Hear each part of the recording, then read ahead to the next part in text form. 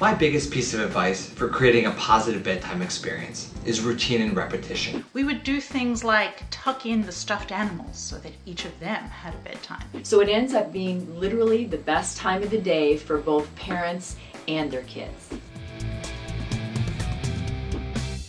Bedtime at our house is always a challenge. My school-aged children make up all kinds of excuses for staying up late and don't get to bed easily. How can I turn this around so that my kids might actually look forward to settling in for the night?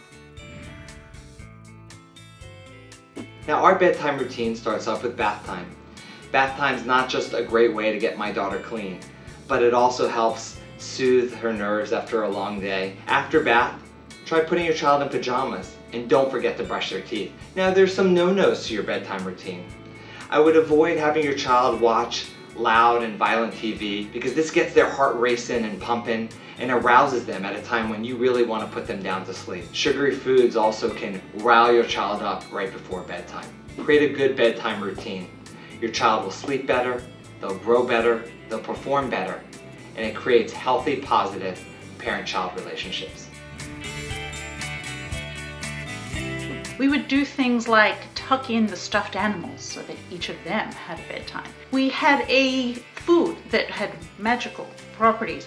The boys are now well into their teens and they still, when they can't sleep, will have warm milk with 3 drops of vanilla because mom once told them that that's how you fall asleep. We played a game called What Did You Do Today? And by the time we got to the end of the day, I'd learned a lot about them and they were pretty darn sleepy.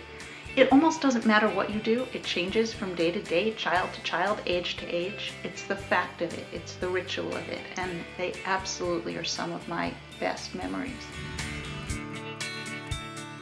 Remember, for a child, going to bed is really the ultimate separation from their parents. So the best way to help kids cope with this kind of separation is have them practice seeing their parents disappear and then reappear. And the best game to play in order to teach that concept to kids is play lots of hide and go seek during the day. That helps kids with that concept, with the idea that even though I don't see my parent, they still exist and they're definitely going to reappear. Help your kids pick an object. It might be something like a little furry bear or something like that. That object will help them be able to feel like you're there as their parent. So what you're really doing is creating an environment where your child is so familiar and can predict so well that they look forward to going to bed.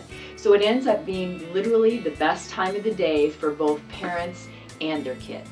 Have more questions about bedtime rituals? Get up-to-date answers at parentsask.com. Because raising kids raises questions.